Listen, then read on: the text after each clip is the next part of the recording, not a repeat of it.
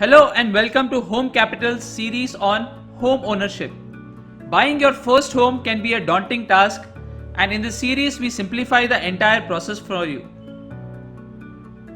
In this series we will talk to you about the various factors you need to know before you decide to buy a house, the process that you should expect when you are buying the house, and finally what are your responsibilities as a proud owner of a new home. The topic for today's episode is how do you go about selecting your house? There are a number of factors which go into selecting your dream house, and in this episode we will discuss about the various factors you should check before you decide to buy the house, what you should know with respect to the locality when you are shortlisting your properties, how can you go about shortlisting your developer, and finally, narrow down the various steps that you should keep in mind when you want to identify a suitable property for yourself. Finally, we will discuss the various benefits available to you as a house owner under the newly formed RERA Act. Buying a house is very similar to when you go shopping for clothes or when you go shopping for any electronic items that you want to use, wherein there is no single size that fits all. Each and every individual, each and every family is going to have a very unique set of requirements before they decide to buy their house. In this episode, we'll discuss about the various factors that you must consider when you are going shopping for your new house. Some of the factors that you must consider when you're looking for a house is that it should be in a very safe locality, because that's where you're going to be spending a lot of your time. Your family is going to be spending a lot of their time, so you'd want to ensure that your house is in a very safe locality. When you move around, you would want to check the neighborhood to ensure that there are open spaces close to where you're going to buy your house, so that can be used again by you and your family members. You would want the locality to be a child-friendly locality. When you go and check the house per se, you would want to see that it is well ventilated and airy. Do check out the quality of construction in terms of the kind of materials being used, the way the flooring is being done up. Check out the sample flat to see how good the quality of those items are which have been used in making up the sample flat, because that is the best display the builder is putting up for you. In addition to the basic amenities, you may want to look for additional facilities that are available in the building in which you are buying your house. Some of them would include a clubhouse which allows you to access the various facilities like a swimming pool or a spa. You may want to look at a gym which is available within the society. A party hall is a big add-on because that allows you to conduct functions within the same premises. A garden and open spaces are a fantastic add-on for your kids to play in and for you also to go for your evening walks. When you are looking at the property, you may want to check out the view that you get from the window of the place that you plan to finalize. Generally, every property has 2 or more flats in a particular floor. You may want to check out the exact view that you get from the window of the flat that you plan to finalize. Something that is missed out because of the season in which you plan to buy the house is, does your area accumulate water when it rains? Does the area waterlog during the rainy season?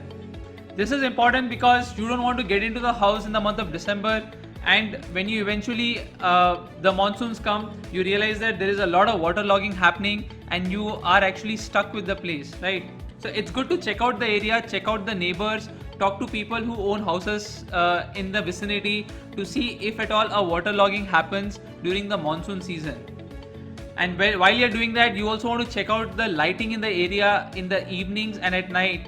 So it is not a bad idea to go and visit the place in the evening sometime to see if the area is well lit, and you can go have your walk in the evening, or you can move out of your house in the evening or late evening without having to worry about lighting not being appropriate. The entrance to your building also matters because it should be easily accessible by a good road. You don't want to be walking through a number of slum houses and then reaching the entrance of your building. Talking about slums, you would want to ensure that your building is not in proximity to the slum areas or not neighboring those, because generally that is considered to have a effect on the safety of the area, right? Again, if you're looking at a locality, you want to ensure that there aren't too many crimes reported in that locality and avoid localities with high crimes. Check out whether the area in which the building is coming up, is it densely populated or is it sparsely populated, because that gives you the comfort factor on how would you feel like when you move into that particular area. You may want to avoid the neighborhoods that have nightclubs and pubs because of the noise that is created because of the parties that take place here. You may want to look at how far is the nearest public transport from the place you want to finalize for yourself. When you're checking out the locality of the building where you want to finalize your place, you may also want to check out the layout of the apartment and the layout of the building per se to see whether it gives a good look and feel and it has proper segregations for various areas within the society. When you check out 2 or more flats in a single floor, you want to see whether there is enough spacing between the flats, or is there a invasion of your privacy if the rooms are too close to each other, or if the noise from one room can easily be heard in the neighboring house. You want to check that out when you're buying the house, because these are small factors which matter a lot once you move into the house. You should also check out whether the entrance to each home does not clash with the entrance to the other house, and each house on a particular flat has its own entrance without getting disturbed by the entrance of another house. You may want to check whether the common areas in the society, the parking is well designed so that it's easy to get into the society and park your car, whether the society has separate washrooms for the other people working in the society who would be providing you services in terms of security and cleaning services tomorrow when the society is up and running. You may want to check how many lifts the society has so that you are not landing up waiting for too long. If a particular society has many flats and if that particular building has just 2 lifts, you may want to see whether it's adequate or there should be more lifts in that place.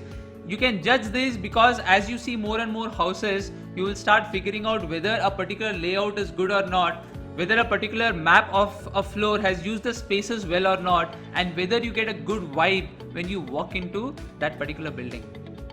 Check out the layout of the flats on a particular floor to see if they are too close to each other. You may want to ensure that the entrance to your flat is not hindered by your neighboring flat.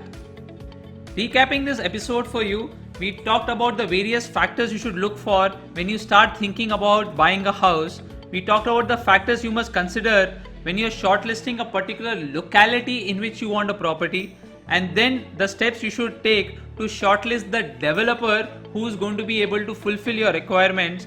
And finally, we talked about the various benefits of RERA in terms of what you as a house owner, what all rights you get under RERA, and how non-compliance under RERA is actually a very costly proposition for the developer, which increases your faith in the fact that you can go ahead and pay for a house under construction today and it will be delivered to you on time. In the next episode, we will talk about understanding what exactly is down payment and how much of a down payment you should make and how you can go about funding that down payment. The Home Capital community assists and guides you successfully through your journey of home ownership. Join India's first community of home buyers and homeowners and take your step towards home ownership.